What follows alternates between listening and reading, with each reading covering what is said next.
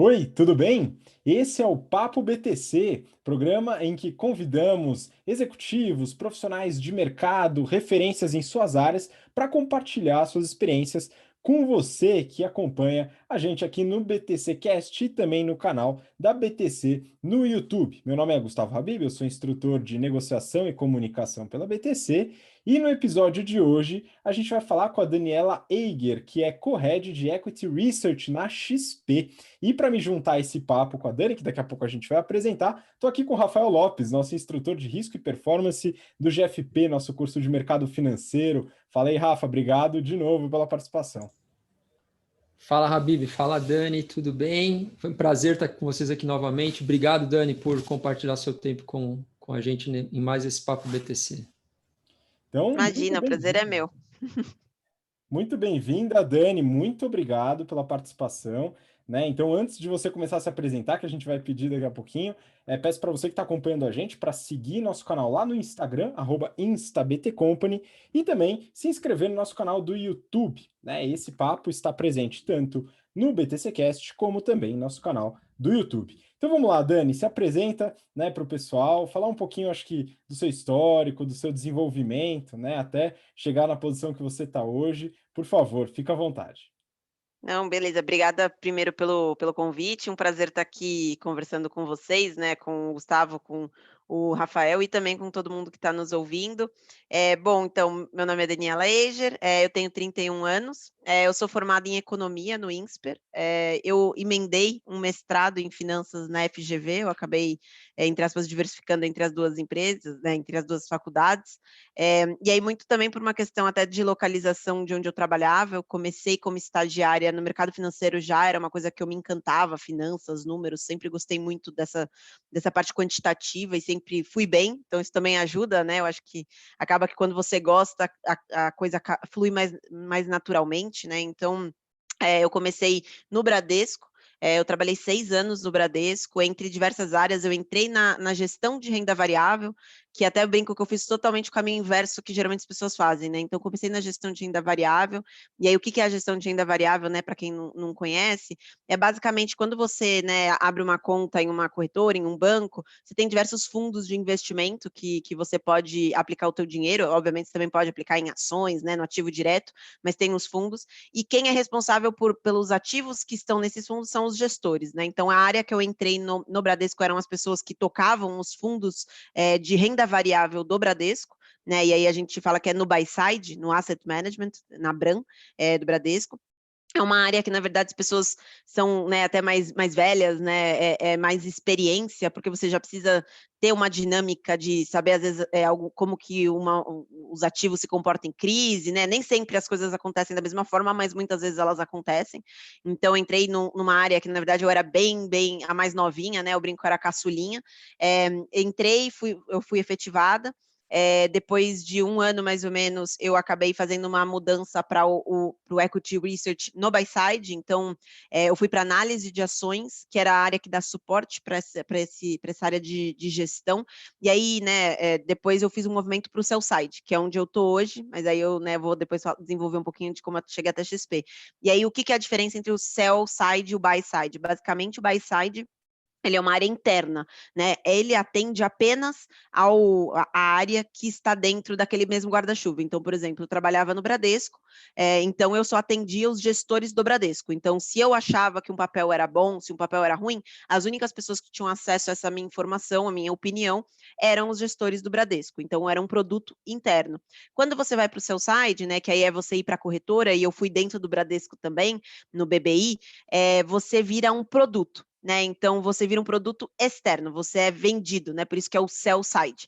Então, na verdade, você vende a sua opinião, né? Na verdade, ela é paga através de corretagem, mas é basicamente um produto que eles disponibilizam para diversos investidores, e aí podem ser tanto os próprios gestores do Bradesco, né, como eu falei, a Bram também era nossa cliente, mas também como do Itaú, como de assets independentes, como mesmo, eu falo, né, paulistas, cariocas, gringos, né, então americanos, você falava com asiáticos, você falava com europeus, então você tinha uma gama de clientes muito maiores, né, então acaba que No seu site você tem um dinamismo um pouco maior e ele acaba sendo uma área muito mais, de certa forma, competitiva, né? Porque no final do dia é uma grande competição de quem consegue ser mais rápido em dar uma opinião sobre um evento, né? Porque quando você é o primeiro, você consegue ser escutado por mais gente e a sua opinião tem mais valor, né? Uma vez que você teve uma aquisição, todo mundo já sabe que foi bom ou foi ruim, você falar que foi bom ou foi ruim, né? Se todo mundo já sabe, meio que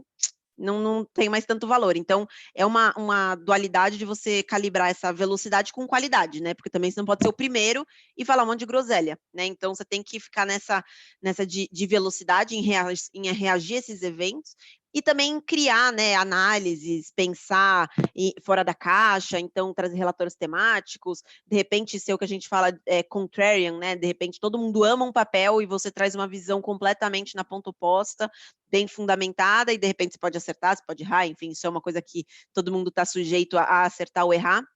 Então, é uma grande competição de você mostrar que você é um cara que merece ser ouvido, e aí muito, né, e aí não só merece ser ouvido, né, porque no final do dia as pessoas precisam pagar para ter acesso a esse research, então que você merece o dinheiro dessa pessoa.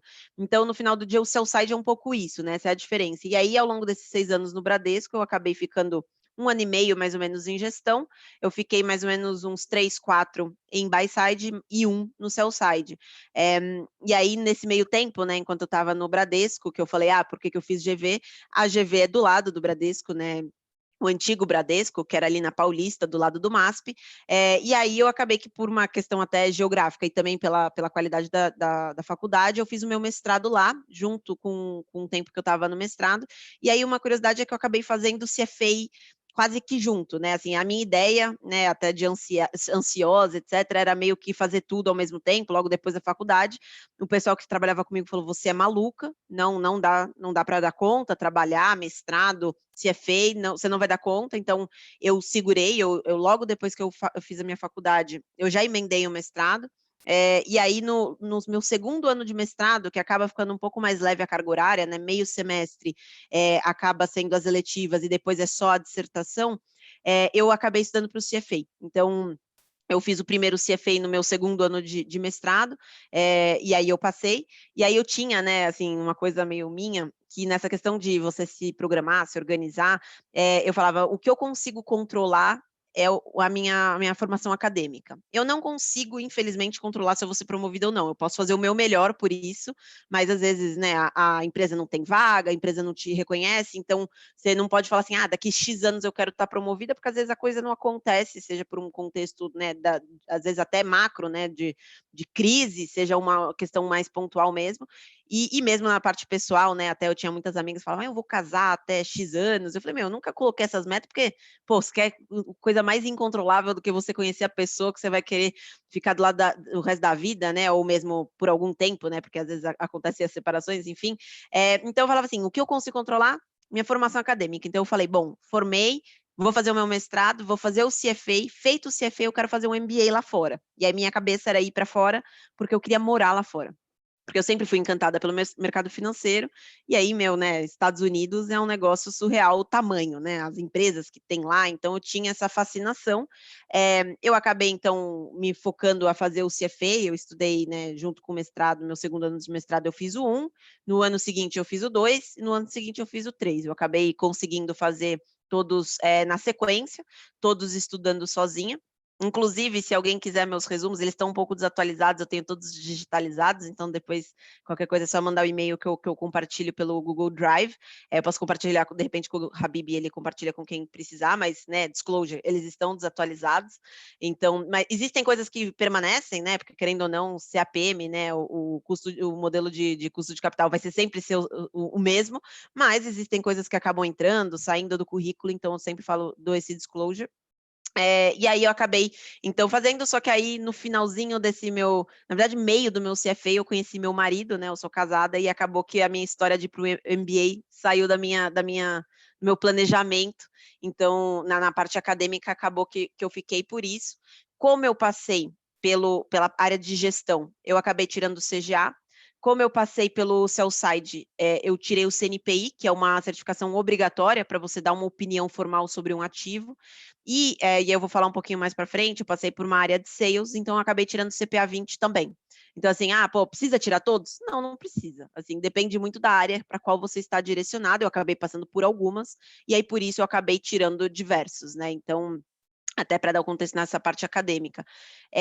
E aí, então, né, eu fiz eu trabalhei esses 6 anos no Bradesco, e aí eu cheguei um momento, né, eu acho que até de novo na minha ansiedade, falar assim, cara, será que é isso, né, eu adoro o que eu faço, mas não sei, talvez seja a hora de provar alguma coisa diferente, porque se, né, aquela coisa, se eu não testar agora, eu vou ficar velha, e aí eu nunca mais consigo sair dessa área, ou, né, eu não consigo me reposicionar.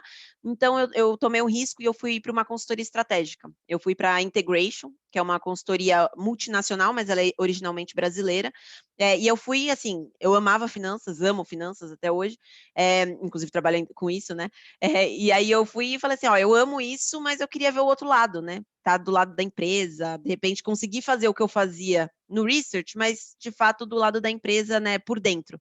E aí eu acabei não me adaptando muito ao trabalho, eu amei a empresa, assim, eu recomendo fortemente quem gosta de consultoria, quem tem interesse em procurar e se informar, porque eu acho lá uma empresa realmente muito, muito legal em termos de cultura, em termos de desenvolvimento, mesmo em termos de crescimento, né, foram 4 ou 5 sócios que fundaram a companhia, jovens, acho que eles tinham 20 e poucos anos, e eles hoje têm uma empresa multinacional, então é super legal, né, ver esse tipo de caso, mas eu não me adequei ao fato de, apesar de eu gostar muito do dinamismo, de não ter rotina nenhuma, né, assim, então, de você não ter um lugar de trabalho, de você não ter uma equipe que você vê e convive, assim, você convivia intensamente por alguns dias ou alguns meses com uma equipe, e depois você nunca mais via essa equipe.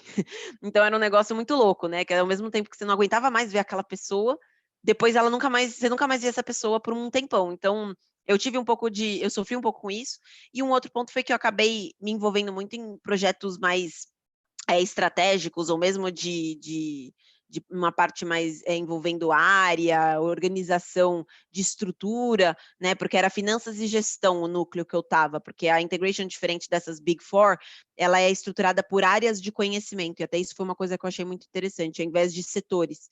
Então, você era um cara de finanças, porque eles entendiam que tinha como você extrair best practices entre setores, e às vezes você ficava preso naquele setor e você não tinha uma ideia legal que você poderia trazer de um outro setor para essa empresa. Então, e eles acreditavam muito em construir em 4 mãos. Então, o expert do setor era a empresa, e você era um expert da especialidade, né? Então, dessa parte mais técnica. E aí eu acabei não me adaptando a essa questão da rotina, e também o fato de que eu acabei fazendo muito projeto de gestão, e eu amava número, eu amava finanças, e eu falei, putz, estou sentindo falta de fazer o que eu fazia. Eu estava para casar, então eu não estava procurando ativamente emprego, mas eu conversava com meus amigos de mercado financeiro, e eu falei, ai, putz, eu acho que eu vou voltar, mas deixa eu casar, e aí eu vou começar a procurar. E aí surgiu uma vaga no BOFA, e aí uma amiga minha me falou, Denise, você não quer que eu mande o seu currículo? Vai que... Eu falei, vai, pode mandar, né? Assim, eu ia casar daí uma semana. E aí acabou que foi um processo super rápido. E aí eu recebi uma oferta, né, 2, 3 dias antes do meu casamento. Eu aceitei. Aí eu tive minha lua de mel, foi super bom, né? Porque aquela lua de mel super tranquila. Voltei, e aí eu voltei para o BOFA no Sell-Side, né, que o BOFA é o Bank of America, é um banco americano, né, um dos maiores, e aí ele tem mais essa parte de banco de investimento, ele não tem o banco varejo, né, que nem o Bradesco tem, você não pode ter um cartão Bank of America aqui no Brasil, então eles não têm agência, eles não têm o buy side, né, a parte de análise e gestão aqui, enfim. E aí foi super legal, porque foi uma experiência complementar ao Bradesco, que é um banco local, eu fui para um banco internacional, e aí eu achei que também a consultoria me trouxe várias experiências interessantes. E aí eu fiquei 3 anos no BOFA, e aí olhando o setor de alimentos, bebidas e agronegócio, eu ajudava uma pessoa que era responsável pelo setor na cobertura do setor. Essa pessoa era uma mulher assim como eu, ela teve uma licença maternidade que até foi bem bacana para me tirar da zona de conforto, então eu fiquei 6 meses, entre aspas, tocando a lojinha sozinha, então foi um grande desafio, estava super, né, insegura, mas acabou dando tudo certo, e aí achei que foi muito bom. E aí logo na sequência eu que fiquei grávida, né? Então assim, até foi um pouco planejado, eu me programei para não acontecer que as duas ficassem, né? Porque senão ia ficar sem ninguém. E aí Ela voltou, logo que ela voltou, acho que a gente ficou uns 3, 4 meses, né, em overlap, e aí a minha filha nasceu, e aí um pouquinho antes da minha filha nascer, eu tive uma proposta interna de ir para uma área de sales, que até eu falei para vocês, né, dessa área, que é a parte de vendas. Então ela é uma área que, na verdade, ela faz a ponte com o gestor do buy side e a informação que tem disponível dentro do research no sell side. Então, quando você está no sell side, você, por exemplo, é um analista de alimentos e bebidas, você fala muito com o analista de alimentos e bebidas do buy side, né, que está dentro dessas assets. Mas o gestor em si, que é o cara que toma a decisão mais, né, de alocação setorial, ele acaba falando com o sales, né? Às vezes ele pode falar com o analista, mas geralmente ele fala mais com essa ponte de sales, porque o sales ele tem essa visão mais geral. Então ele é meio que, se você fizesse um paralelo, o analista do buy side ele está para o analista do sell side, assim como o gestor está para sales na corretora. E aí eu fui para essa área, e aí quando eu voltei da minha licença maternidade, eu fiquei lá mais ou menos uns 6 meses, e aí um pessoal que trabalhou comigo no BOFA, ele acabou, eu acabei sabendo de uma oportunidade na XP, de voltar para o research, e aí para cobrir o setor de varejo, e eles me ofereceram esse desafio, e aí eu vim para a XP, né? Então aí, sendo a responsável pelo setor, né, foi minha primeira vez nessa responsabilidade, e aí, né, no meio de todos esses IPOs, que acho que todo mundo está acompanhando, né, tudo que está vindo a mercado, e o varejo está bem num dos centros aí do furacão, então é super dinâmico, mas eu acho super legal, são várias empresas novas, depois a gente pode falar sobre o processo do IPO. E aí, desde então, eu, na verdade, recentemente recebi até um desafio adicional, que foi de liderar a área de equities junto com uma outra pessoa, né? A gente tem uma estrutura de co-heads. Então, né, eu acabei me alongando pra caramba. Uma coisa que eu esqueci de falar, mas é que eu também, dentro desse meu meio tempo todo, né, do acadêmico, eu também, foi como eu conheci BTC. Quando eu fiz o mestrado, a ideia do mestrado era eu criar a alternativa de eu poder dar aula como uma atividade paralela, porque eu sempre achei muito legal. Meu marido é professor também, junto com, ele também é do mercado financeiro, mas ele dá aula também no paralelo. E aí eu falava, cara, eu acho super legal dar, eu sempre gostei. E também achava legal ter essa alternativa, né, para um longo prazo. E aí eu acabei conhecendo a BTC e eu dei alguns cursos, né, para a BTC. Hoje eu não estou conseguindo dar. É uma coisa que eu espero voltar, não muito daqui a muito tempo, mas dada a minha filha e essa questão de todo esse trabalho que eu estou tendo, eu acabo não conseguindo ainda conciliar. Mas então, eu acho que, né, eu acabei me alongando, mas é meio que uma introdução meio longa. Não, tem muito papo para a gente fazer agora. Então, a gente vai falar de equity research, vamos falar de mulher e mãe no mercado financeiro. E, de fato, você precisa voltar a dar aula para a gente. Então, o pessoal da XP que está ouvindo aqui, acompanhando o nosso episódio, dá uma bombada aí na remuneração da Dani, que ela é requisitada na XP, viu, pessoal? A gente também vai se esforçar para roubar ela para a gente aqui. Então, é melhor vocês esforçarem a barra aí. Mas, brincadeiras à parte, Dani, seguinte. Antes da gente começar, depois eu vou passar a bola para o Rafa. Falando um pouco de equity research, eu não sou do mercado financeiro, a gente tem uma porrada de alunos, alunas que têm interesse em atuar no mercado financeiro, conhecem um pouco, assim, conhecem muito superficialmente, enfim, e começam a ter contato lá nas nossas aulas sobre as atividades. E equity research é uma área que é bastante desejada por muitos deles, né? Eu queria que você comentasse um pouquinho, né, do que faz o analista de equity research, o que ele procura, onde que ele procura, como é o dia a dia, enfim. Conta um pouquinho do que é, do que faz essa função. Eu acho, assim, uma área animal para você começar a carreira e, eventualmente, se você gostar, continuar nela. Eu brinco que ela é um grande coringa no mercado financeiro, né? Porque o que você aprende? Você aprende a ter uma análise crítica sobre as empresas, né? Então, você tem que pegar dados e aí no site de RI, na CVM, enfim, fuçar em notícia, dependendo para você entender o contexto da companhia. E em livro, eu leio livro de biografia de alguns empresários importantes do setor, seja daqui, seja de fora, para ter um conhecimento melhor.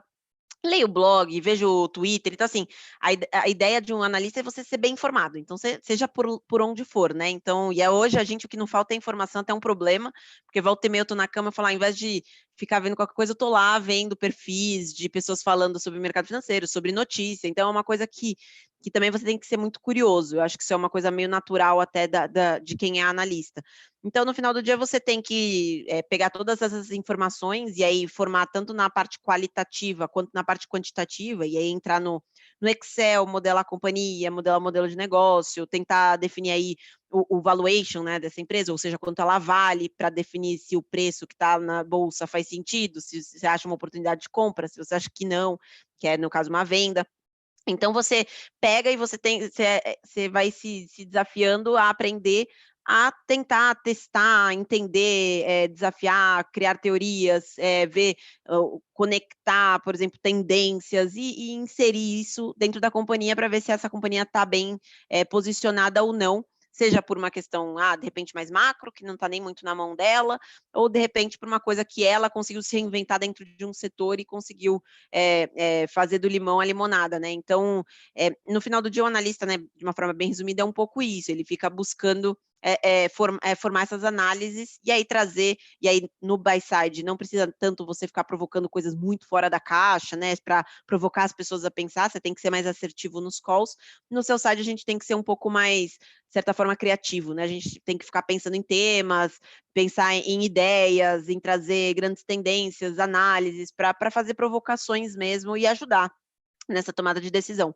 Então, nesse sentido, eu acho que é um coringa, porque, querendo ou não, você consegue fazer movimentos para diversas áreas, né, uma vez que você tem isso bem estruturado, porque, por exemplo, eu falei, eu fui para consultoria, eu era uma analista, eu sabia fazer análise, então foi uma coisa que, óbvio, tinham coisas que eu tinha que me desenvolver, óbvio, né, ninguém sabe tudo, então você tem que se adequar, mas, assim, é um lugar que me aceitou, né, eu poderia ter ido para uma empresa, né, de novo, você não vai poder ir para qualquer área da empresa, né, por exemplo, sei lá, marketing, cara, não, né, não sou uma pessoa que eu tenho todos os conhecimentos de marketing, sei me comunicar, mas eu acho que eu talvez não consiga vender um produto tão bem, enfim, teria que desenvolver isso, mas uma parte mais analítica, uma área de planejamento, uma área financeira, acho que eu conseguiria fazer esse movimento. Dentro do próprio mercado financeiro, eu falei, eu fui para sales, né, que é uma área de vendas, mas uma área de vendas conectada a research.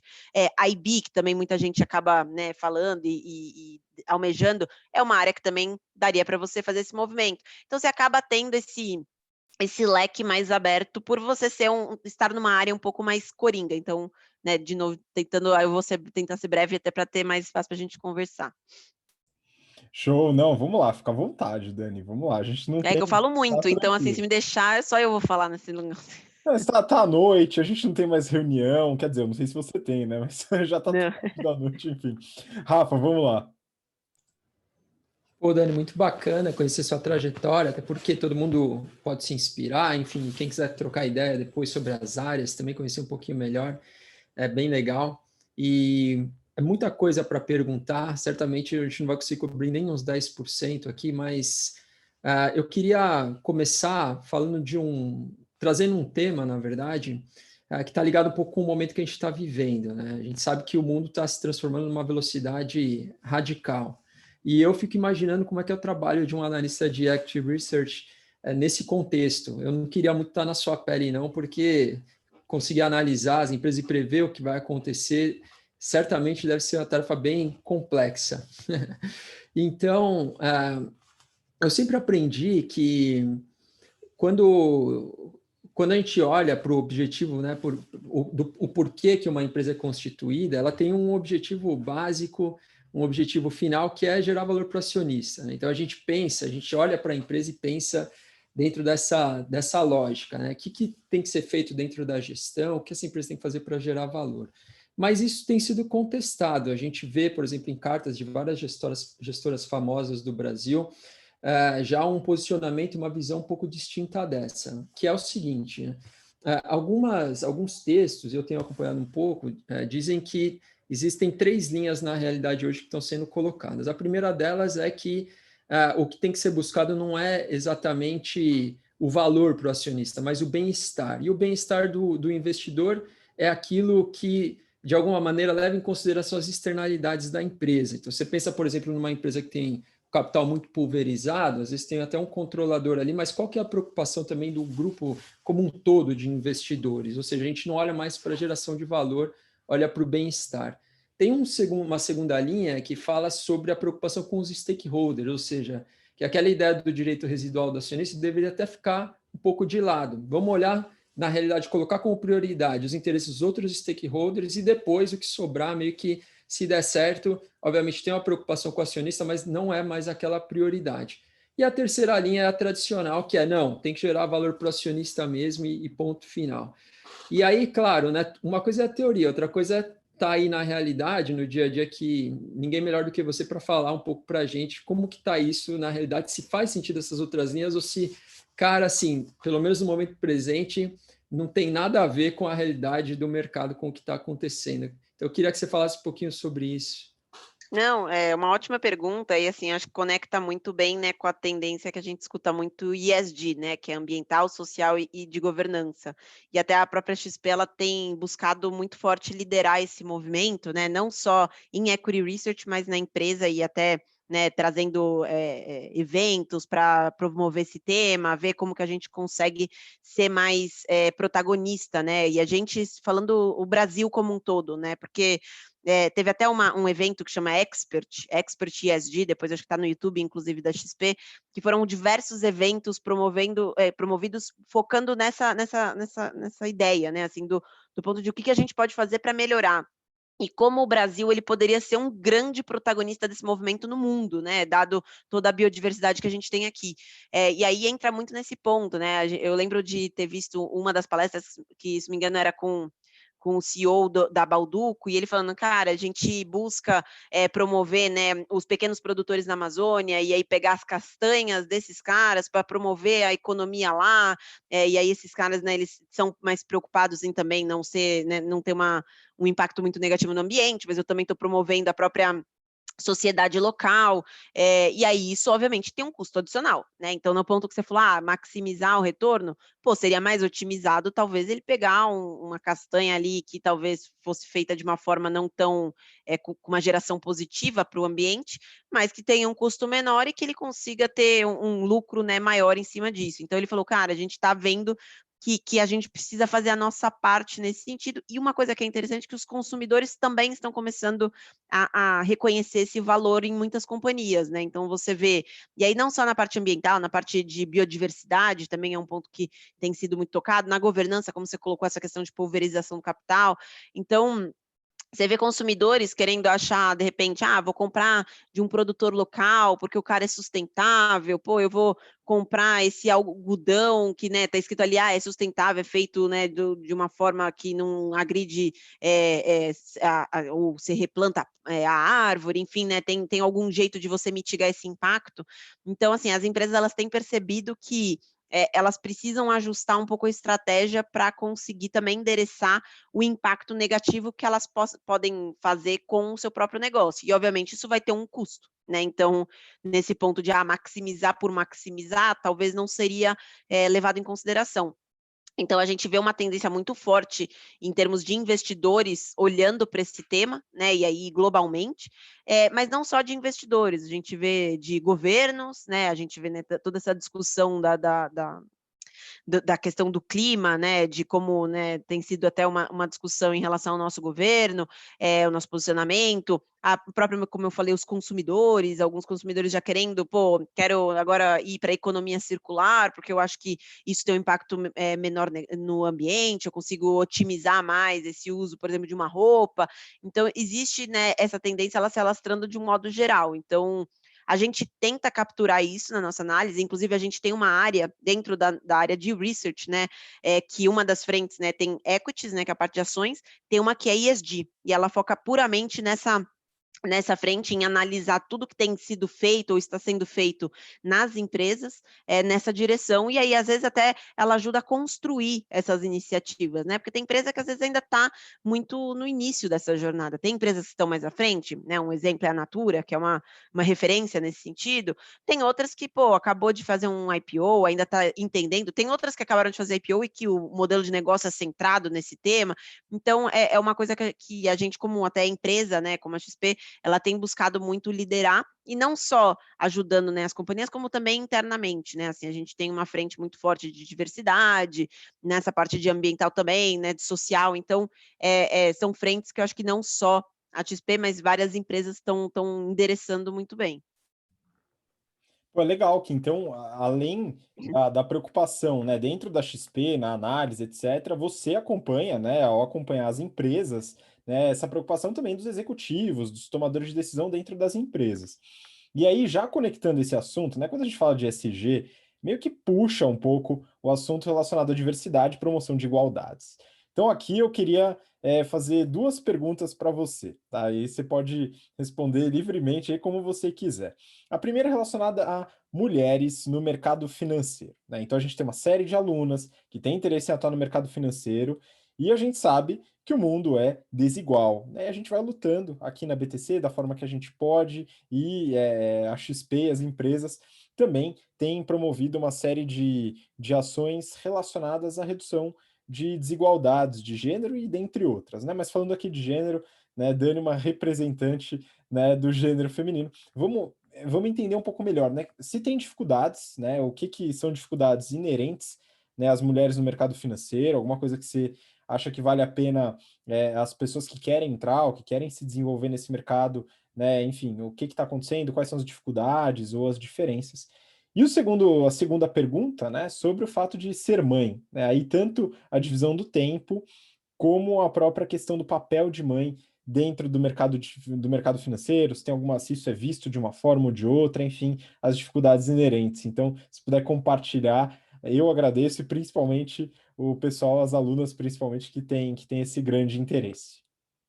Eu acho que assim, desde que eu comecei no mercado financeiro, isso faz, né, em torno de uns 10 anos, eu tenho visto uma evolução muito forte nesse sentido. De fato, assim, né, no início, e não só no mercado financeiro, na minha própria faculdade, e olha que eu não fiz engenharia, que eu imagino que, né, era pior, né, até falando com meu marido, ele é engenheiro, era pior, ele é politécnico ainda.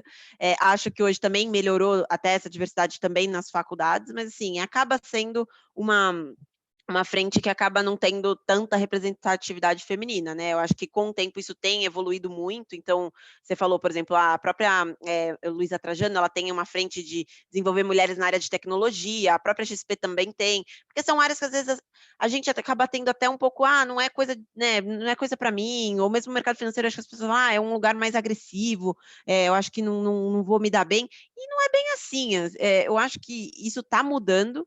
De fato, é um mercado que ele é muito dinâmico, eu não acho que ele é agressivo, eu acho que tem áreas e áreas, tem momentos e momentos, tem empresas e empresas, mas eu acho que tem tido uma consciência muito, muito grande de que não pode ser um impeditivo, né? Assim, eu acho que se a mulher quiser trabalhar, ela tem que querer trabalhar e ir bem, se ela for bem, enfim, e aí uma coisa que é meritocrática, né? E não criar uma barreira, ou mesmo a gente autocriar essa barreira de que, não, acho que eu não vou me dar bem ali, porque tem muito homem. Então, eu acho que isso tem evoluído muito, eu vejo, né, desde que eu cheguei no mercado, quando eu entrava em várias reuniões e, né, não tinha quase nenhuma mulher, hoje existem muito mais, ainda, de fato, existem mais homens? Existem mais homens, mas isso tem melhorado e aí, de novo, que nem o Habib muito bem falou, as empresas estão, algumas ou muitas delas, estão buscando endereçar esses gaps, né, então, seja por um processo de recrutamento mais direcionado para a mulher, seja por um treinamento, seja por um acompanhamento, ou seja mesmo por uma questão de compreensão, né? E aí, até conectando com esse ponto de ser mãe, querendo ou não, eu, por exemplo, eu tenho uma pausa no meu dia das 6 às 7, 6 às 7h30, que eu paro porque eu vou cuidar da minha filha, eu dou o jantar, eu ponho ela para dormir, e muitas vezes eu volto para trabalhar às 7h30 e termino de trabalhar o que eu tinha para fazer, e tranquilo.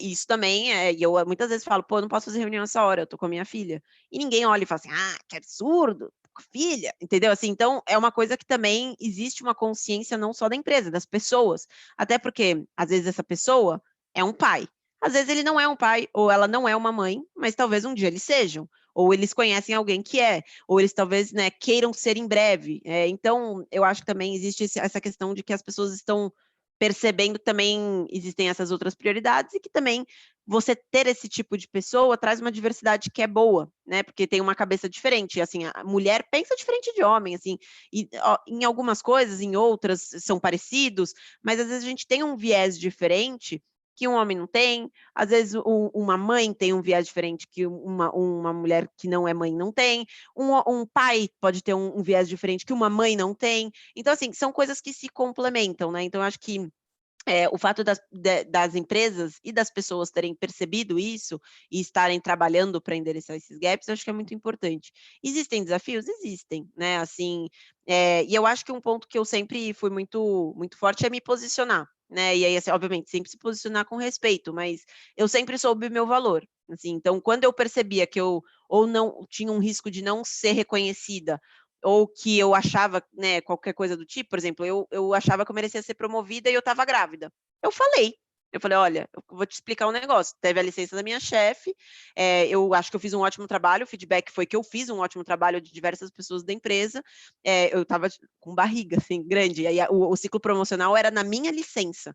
Então imagina, você fala: "Pô", né, assim, é muito tudo meio que conspira para você achar que você não vai ser promovido. Falei com o meu chefe, o Bank of America também, na época, né, que era onde eu estava, ele também é um lugar que, tem muito essa cabeça de diversidade, de reconhecer e valorizar a presença feminina também no ambiente de trabalho. E aí eu falei para ele: eu não acho que isso tem que ser né, um impeditivo, e se for eu vou ficar bastante incomodada". Então meio que eu falei assim: "Ó, se não acontecer, talvez eu não esteja aqui na volta". E assim, o meu chefe ele falou assim: "Cara, não, assim, eu acho que tem tudo para acontecer, tem tudo para dar certo". E aí no fim, olha que ironia, né, porque era um ciclo promocional, que ele ia para um comitê global, não era uma coisa muito que estava na mão dele, por isso que ele não falava sim ou não. Mas aí eu tomei aquele bid que eu falei da área, né, interna, e eles falaram assim: "Você vai vir num cargo maior", e tudo bem, tipo, então eles me promoveram, né, nessa transição, então eu fui promovida na minha licença maternidade. Então, assim, pô, acontece. E aí, obviamente, você também tem que saber o seu valor, mas também eu não acho que você tem que ser, né, muito agressiva, você não tem.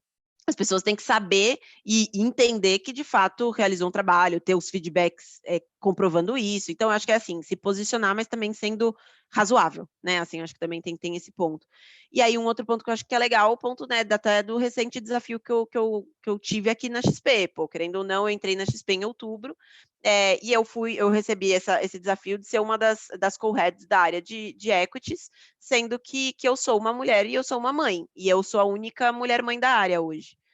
Tem diversas mulheres, mas como a XP tem muita gente nova, e eu fui mãe jovem, porque meu marido é um pouco mais velho que eu, então acabou que o processo acabou sendo um pouco mais acelerado, né, do que de repente seria se eu tivesse um marido da mesma idade que eu. Então acaba que, pô, eu acabei sendo uma delas, sendo uma mãe e sendo uma mulher. Por quê? Porque, na verdade, isso não deveria ser mas ela é, né? Assim, é meio que, tipo, tira esse aspecto e vamos ver o que está acontecendo, se está entregando, e é isso. Então, eu acho que sim, existem desafios, mas eu acho que isso está sendo muito bem endereçado e também está muito na nossa mão de saber se posicionar. E aí sobre ser mãe, assim, é uma coisa que eu ainda também estou aprendendo, né, querendo ou não, eu sou mãe minha filha ela vai fazer 2 anos em agosto, ela ainda é novinha. É um desafio essa questão de eu não estar com ela o tempo todo, mas eu amo o meu trabalho, né, assim, eu realmente gosto muito do que eu faço e me dá uma alegria muito grande. Então, eu acho que essa questão também de ter o home office, né, e aí obviamente você vai falar: "Ah, vai ser home office para sempre". Na XP a gente provavelmente vai ter uma política flexível de home office, que ajuda muito. E aí o fato do home office também ajuda, no sentido que eu falei, né? 6 horas eu paro, e aí eu vou ficar com a minha filha. Todo dia eu fico 1 hora. Mas assim, até esse momento eu fico trancada no meu quarto, porque também senão a produtividade vai para vai a lua, né? Assim, você não consegue, porque você, né? Eu acho que a maioria não é pai ainda, ou mãe, porque os alunos geralmente são mais novos, mas é uma vontade de estar sempre do lado deles, né? Assim, é muito gostoso. Então, você tem que também ficar meio que fazendo essa divisão, e aí eu falo, pô, também se eu ficar só com ela, talvez eu não seja tão feliz quanto eu sou também fazendo o meu trabalho, porque eu gosto muito do que eu faço. Então, é uma questão de você saber, né, dividir, e aí eu acho que é questão de organização. E até nesse ponto, até brinco com minha equipe, que eu falo, cara, no final do dia você tem que ser até mais produtivo. Porque como você tem esse ponto, às vezes, né, aquela pessoa que fica, puta ócio, né, não tem nada a fazer, então vou ficar aqui olhando pro teto, e não sei o quê. Eu não, eu tô assim, puta, preciso parar às 6, e aí eu preciso não sei o quê. Então, às vezes, até você acaba sendo mais produtivo por ter né, essas outras vontades, essas outras prioridades. Então, esse é um ponto que também eu acho que ajuda, mas também é um desafio. E aí uma coisa que eu instituo, assim, é que eu evito muito trabalhar no final de semana, né, então, assim, o final de semana é exclusivo da minha filha, e até eu brinquei com o Habib, né, antes da gente começar aqui a gravação, por isso que eu acabo não voltando ainda para BTC, porque durante a semana eu tenho uma carga bastante intensa de trabalho, e aí eu também tenho essa pausa aí com a minha filha, que acaba também consumindo um tempo, né, do meu dia. E aí no final de semana é quando eu me dedico a ela, e querendo ou não, 2 dias é pouco, né, de 7 para você estar com o seu filho, então acaba que hoje eu tenho essas prioridades na mesa aí. Ah, sim, não, mas será muito bem-vinda, né? Assim que a sua filha crescer, estiver bem tranquila, Aí mas ela vai na aula me ajudar. ah, não, isso com certeza. Vai ser instrutora também no futuro. A BTC vai tá de Ela vai pé. ser monitora. Apaga a lousa, ela vai ficar lá apagando.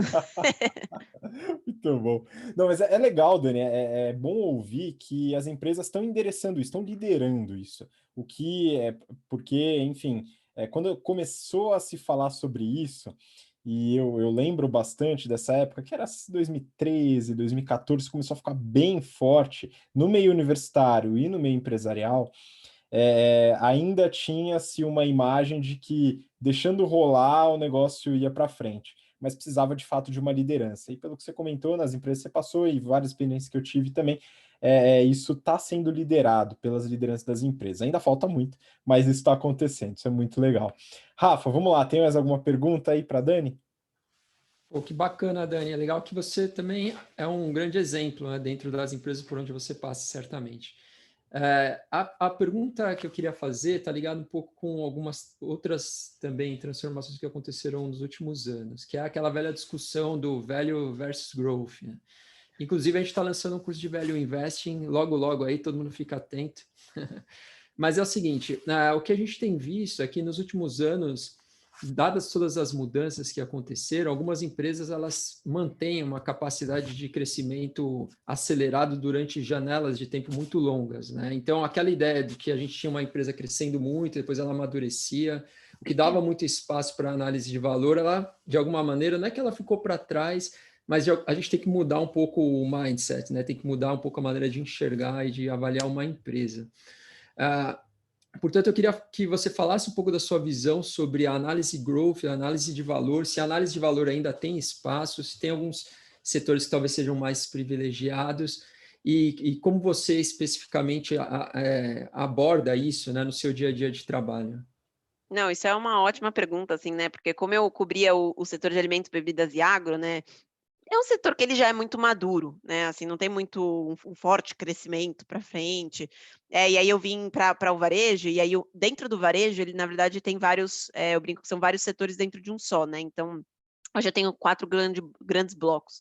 Então, supermercados, farmácia, a parte de vestuário, discricionário, né, joias, e a parte de e-commerce, né. Então aí, no ponto que você falou, né, essa parte de growth, ela está muito vinculada à parte de e-commerce, e aí eu tenho setores que são mais, né, entre aspas, tradicionais. Por exemplo, supermercados, né, é um setor, ou mesmo farmácia, setores resilientes, e mesmo esses estão se reinventando de certa forma, né, eles não estão, né, se disruptando, né, tanto quanto, por exemplo, uma Magalu se disruptou, mas, por exemplo, querendo ou não, a Droga Raia, né, ela está buscando uma forma de se tornar um hub de saúde, criar um marketplace, então ela está vendo outras formas de expandir o seu modelo de negócio.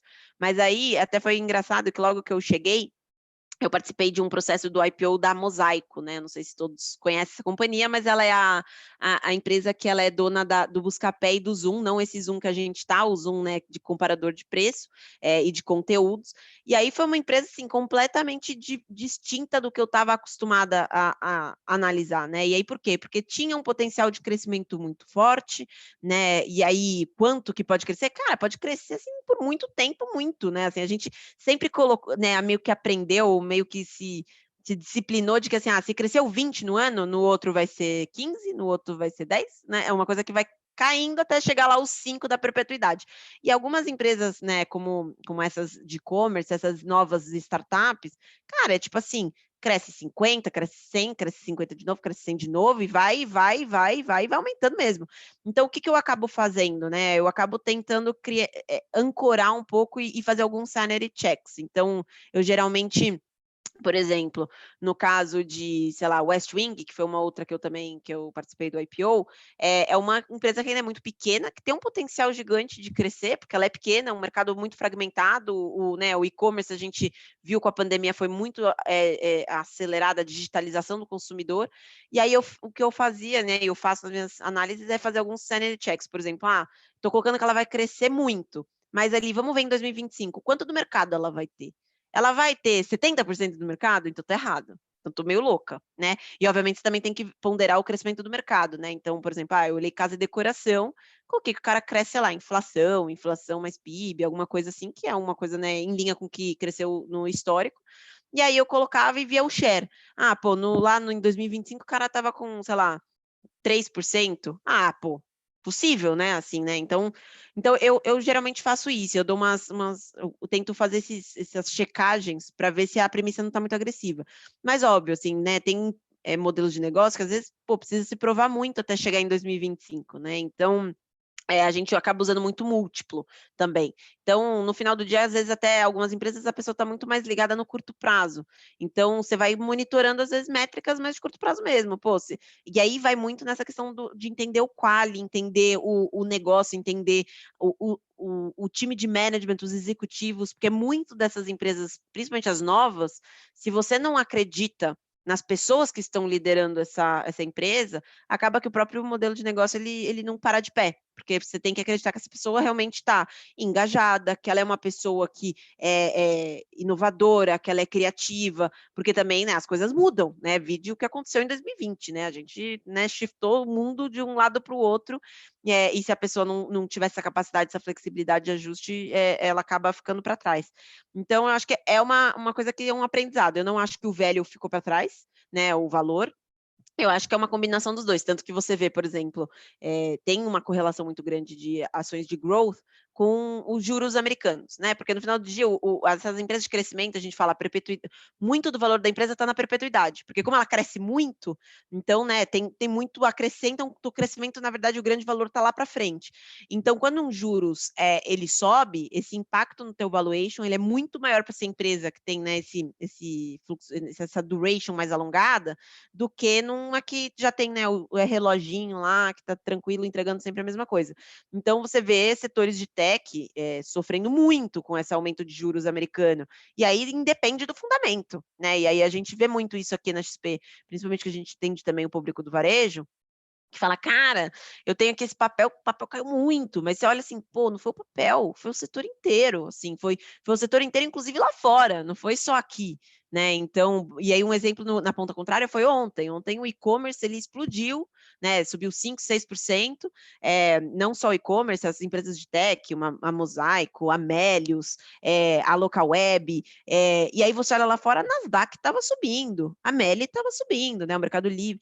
E aí você vê, é um movimento geral, né? Então também tem esses pontos um pouco macro, mas eu acredito que existe espaço para as duas. Mas aí tem momentos e também, né, na questão do investimento, eu sempre falo que é bom diversificar, né? Porque no final do dia você pode estar sempre numa ponta ou na outra. Se os juros começam a subir muito, você tem tudo em growth, você acaba tendo um impacto muito relevante no teu portfólio. Então, mas eu acho que ainda há espaço para as duas. Pô, excelente. E aí, bom, a gente falou de uma série de conhecimentos aqui, tem muita coisa sendo colocada, né, de conhecimentos necessários para você atuar dentro de equity research, né? E aí eu quero encaminhar aqui para minha última pergunta, depois se o Rafa tiver mais alguma, fica à vontade, viu, Rafa? Vamos lá, que a Dani está aqui para satisfazer as nossas dúvidas aqui, hein? A Dani já se comprometeu a isso. Mas vamos lá. É o seguinte, dentre esses conhecimentos todos, né? Você pode dar uma revisada nos conhecimentos mais importantes para quem quer entrar ou quem quer se desenvolver, ou já está no mercado financeiro, mas quer passar para equity research? O que essa pessoa precisa aprender? Vamos dizer, de teoria, de competências comportamentais, enfim, o que você acha que essa pessoa precisa focar para poder entrar nessa área? E também comentar um pouco sobre certificações, né? A pessoa que já está lá e quer se desenvolver, quer crescer. Precisa de certificação? Qual certificação? Falando especificamente de Equity Research. Bom, primeiro sobre as competências, eu acho que existem principais matérias, que é o que a gente usa no dia a dia, né, que é contabilidade, é uma que, né, eu olho muito balanço, então acaba que é uma coisa que faz muito... Eu lembro de quando eu estava na faculdade que eu tinha sempre que fazer aquele maldito balanço bater, e eu tenho que fazer meu balanço bater no modelo, se tem uma coisa que não pode acontecer seu balanço não bater no seu modelo, então... E é legal porque aí você vê na prática como tudo se conecta, né, como a DRE conecta com o balanço, que o balanço conecta com o fluxo de caixa, então tá tudo muito bem equacionado dentro do modelo, e então entender isso é muito importante para você conseguir modelar a companhia.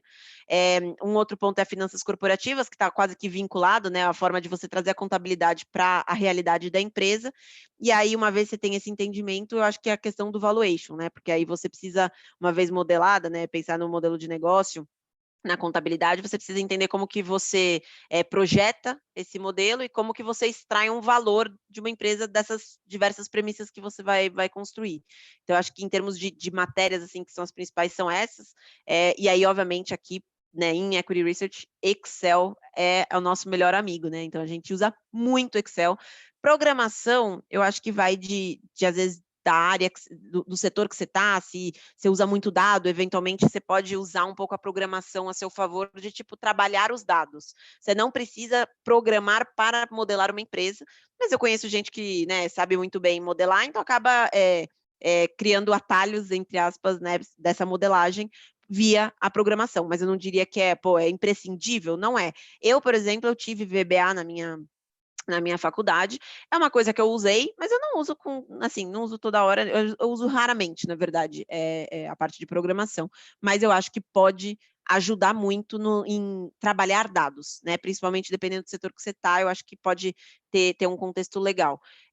Então, eu acho que, assim, em termos de conhecimentos técnicos, obviamente, estatística, eventualmente, de novo, né, eu quero fazer um estudo mais diferente, pensar numa correlação XYZ dentro do setor, pode ser também um conhecimento, mas eu diria que os principais mesmo que a gente usa mais no dia a dia são esses que eu já falei.